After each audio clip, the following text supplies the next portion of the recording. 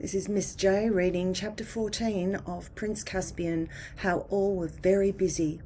A little before 2 o'clock, Trumpkin and the Badger sat with the rest of the creatures at the wood's edge, looking across at the gleaming line of Miraz's army, which was about 2 arrow shots away. In between, a square space of level grass had been staked for the combat. At the 2 far corners stood Glazelle and Caspian with drawn swords. At the near corners were giant Wimbleweather and the bulgy bear, who, in spite of all their warnings, was sucking his paws and looking, to tell the truth, uncommonly silly. To make up for this, Glenstorm on the right of the lists, stock still except when he stamped a hind hoof occasionally on the turf, looked much more imposing than the Telmarine Baron, who faced him on the left. Peter had just shaken hands with Edmund and the doctor and was now walking down to the combat. It was like the moment before the pistol goes at an important race, but very much worse. "I wish Aslan had turned up before it came to this," said Trumpkin. "So do I," said Truffle Hunter, "but look behind you." "Crows and crockery," muttered the dwarf as soon as he had done so. "What are they? Huge people, beautiful people, like gods and goddesses and giants. Hundreds and thousands of them closing in behind us. What are they?" "It's the Dryads and Hamadryads and Sylvans," said Truffle Hunter. "Aslan has waked them." "Humph," said the dwarf.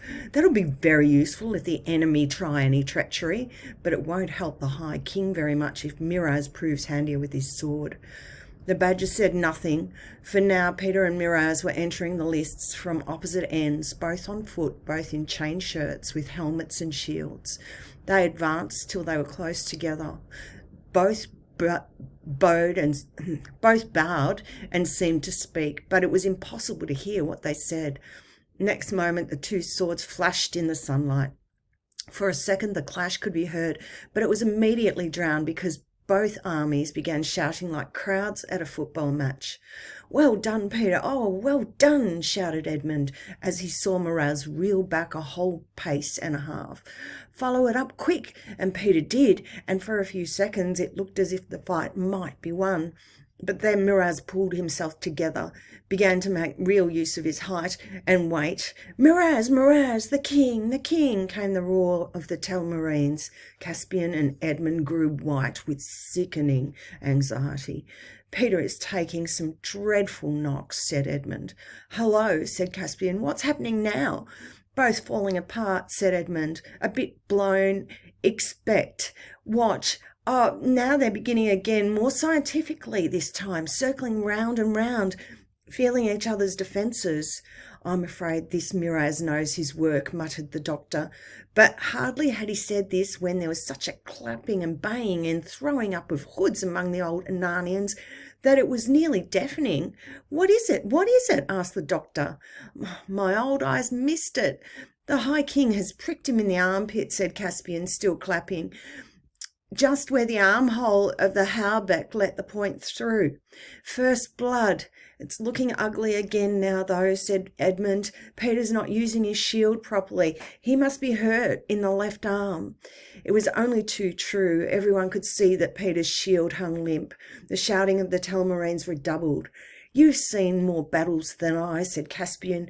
"Is there any chance now?" "Precious little," said Edmund. "I suppose he might just do it, with luck." "Oh, why did we let it happen at all?" said Caspian. Suddenly all the shouting on both sides died down. Edmund was puzzled for a moment. Then he said, "Oh, I see, they've both agreed to arrest. Come on, Doctor, you and I may be able to do something for the High King." They ran down to the lists and Peter came outside the ropes to meet him, his face red and sweaty, his chest heaving. "Is your left arm wounded?" asked Edmund. "It's not exactly a wound," Peter said. "I got the weight of his shoulder on my shield like a load of bricks, and the rim of the shield drove into my wrist. I don't think it's broken, but it might be a sprain. If you could tie it up very tight, I think I could manage." While they were doing this, Edmund asked anxiously, "What do you think of him, Peter?" Tough, said Peter, very tough. I have a chance if I keep him on the hop till his weight and short wind come against him. In this hot sun, too. To tell the truth, I haven't much chance else. Give my love to everyone at home, Ed, if he gets me. Here he comes into the lists again. So long, old chap. Goodbye, doctor. And I say, Ed, say something specially nice to Trumpkin. He's been a brick. Edmund couldn't speak. He walked back with the doctor to his own lines with a sick feeling in his stomach. But the new bout went well. Peter now seemed to be able to make some use of his shield, and he certainly made good use of his feet. He was almost playing tig with Miraz now, keeping out of range, shifting his ground, making the enemy work. Coward, booed the Telmarines. Why don't you stand up to him? Don't you like it, eh? Thought you'd come to fight, not dance. Yeah. Oh, I do hope he won't listen to them, said Caspian. Not he, said Edmund. You don't know him. Oh, for Miraz had got in a blow at last on Peter's helmet. Peter staggered, slipped sideways and fell on one knee. The roar of the Telmarines rose like the noise of the sea. Now, Miraz, they yelled. Now, quick, quick, kill him. But indeed there was no need to egg the usurper on. He was on top of Peter already. Edmund bit his lips till the blood came. As the sword flashed down on Peter, it looked as if it would slash off his head. Thank heavens, it had glanced down his right shoulder. The dwarf-wrought mail was sound and didn't break. Great Scott, cried Edmund. He's up again. Peter, go for it. I couldn't see what happened, said the doctor. How did he do it? Grabbed Miraz's arm as it came down, said Trumpkin, dancing with delight. There's a man for you, uses his enemy's arm as a ladder. The High King, the High King. Up, old Narnia. Look, said Truffle Hunter, Miraz is angry. It is good. They were certainly at it hammer and tongs now, such a flurry of blows that it seemed impossible for either not to be killed. As the excitement grew, the shouting almost died away. The spectators were holding their breath. It was most horrible and most magnificent. A great shout arose from the old Narnians. Miraz was down, not struck by Peter, but face downwards, having tripped on a tussock. Peter stepped back, waiting for him to rise. Oh, bother, bother, bother, said Edmund to himself. Need he be as gentlemanly as all that? I suppose he must, comes of being a knight and a high king. I suppose it is what Aslan would like. But that brute will be up again in a minute, and then... But that brute never rose. The Lords Glazelle and Caspian had their own plans ready. As soon as they saw their king down, they leaped into the lists, crying, Treachery, treachery! The Narnian traitor has stabbed him in the back while he lay helpless. To arms, Telmar! Peter hardly understood what was happening. He saw two big men running towards him with drawn swords. Then the third Telmarine had leaped over the ropes on his left. To arms, Narnia! Treachery! Peter shouted. If all three had set upon him at once, he would never have spoken again. But Glazelle stopped to stab his own king dead where he lay. That's for your insult this morning, he whispered as the blade went home. Peter swung to face Caspian, slashed his legs from under him, and with the back cut of the same stroke walloped off his head. Edmund was now at his side, crying, Narnia, Narnia, the lion! The whole Telmarine army was rushing toward him.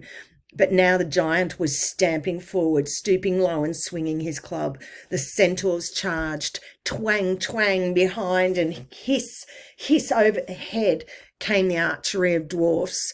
Trumpkin was fighting at his left. Full battle was joined. Come back, Reaper Cheap, you little ass, shouted Peter. You'll only be killed. This is no place for mice. But the ridiculous little creatures were dancing in and out among the feet of both armies, jabbing with their swords. Many a Telmarine warrior that day felt his foot suddenly pierced as if by a dozen skewers, hopped on one leg, cursing the pain, and fell as often as not. If he fell, the mice finished him off. If he did not, someone else did. But almost before the old Narnians were really warmed to their work, they found the enemy giving way.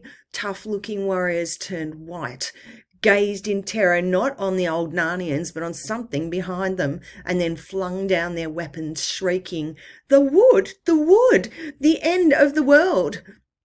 But soon neither their cries nor the sound of weapons could be heard any more, for both were drowned in the ocean-like roar of the awakened trees as they plunged through the ranks of Peter's army and then on in pursuit of the Telmarines. Have you ever stood at the edge of a great wood on a high ridge when a wild southwester broke over it in full fury on an autumn evening?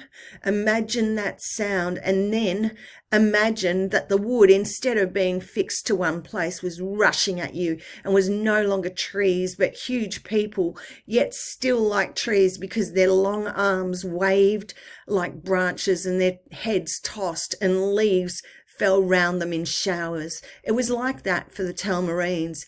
It was a little alarming even for the Narnians. In a few minutes, all Miraz's followers were running down to the great river in the hope of crossing the bridge to the town of Baruna and there defending themselves behind ramparts and closed gates. They reached the river, but there was no bridge. It had disappeared since yesterday. Then utter panic and horror fell upon them all, and they all surrendered.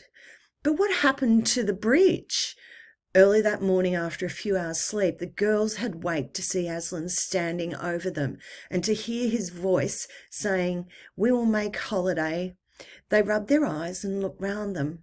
The trees had all gone, but could still be seen moving away towards Aslan's howe in a dark mass. Bacchus and the Maenads, his fierce madcap girls, and Silenus were still with them. Lucy, fully rested, jumped up. Everyone was awake. Everyone was laughing. Flutes were playing, cymbals clashing. Animals, not talking animals, were crowding in upon them from every direction.